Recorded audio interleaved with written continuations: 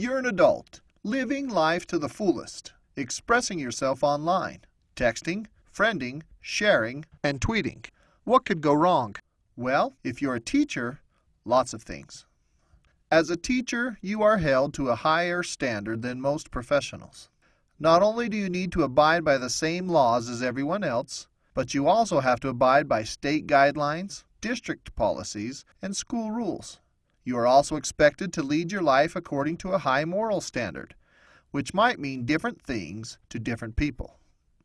As an employee of a school district, you are held accountable to your stakeholders, your school board, your students, and their parents for leading a moral life.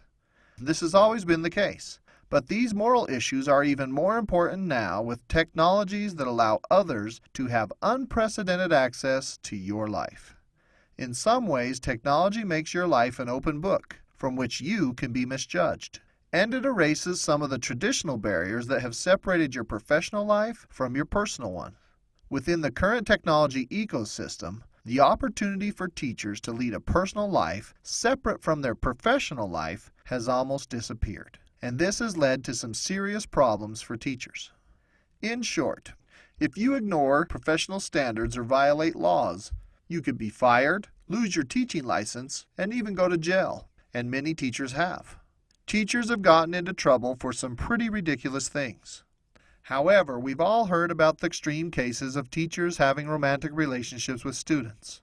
But well-intentioned teachers have also been fired for sending risque photos privately, posting pictures of alcohol, swearing online, texting or friending students, or even voicing unpopular political opinions. In short, there are a million ways that modern technologies can get teachers into trouble, even if you are doing things that you may not think are particularly bad. So you need to know how to use these technologies appropriately and professionally, even though problem areas may seem a little fuzzy. Here are 5 guidelines to help you. First, draw clear lines between personal and professional use. Keep your personal use as private as possible. Lock down your Facebook account. Don't give students your mobile number, and don't use your school's technology or network to do things that are unprofessional. Second, set clear boundaries with your students and their parents, and don't cross those boundaries. Friendliness can quickly become inappropriate intimacy if you aren't careful. Third, never post anything anywhere that you wouldn't want your students or their parents to see, because it could end up on the nightly news. Fourth, be critical of yourself and regularly check your online presence. What do people see when they search for you, and how will they judge you for this? Think about the clothes you wear in pictures, the language you use in posts, and your general tone. What message are you sending? And fifth, realize that social media posts, emails, and text messages are never completely private. They can be forwarded, copied, and shared. So be careful and professional, even in private conversations.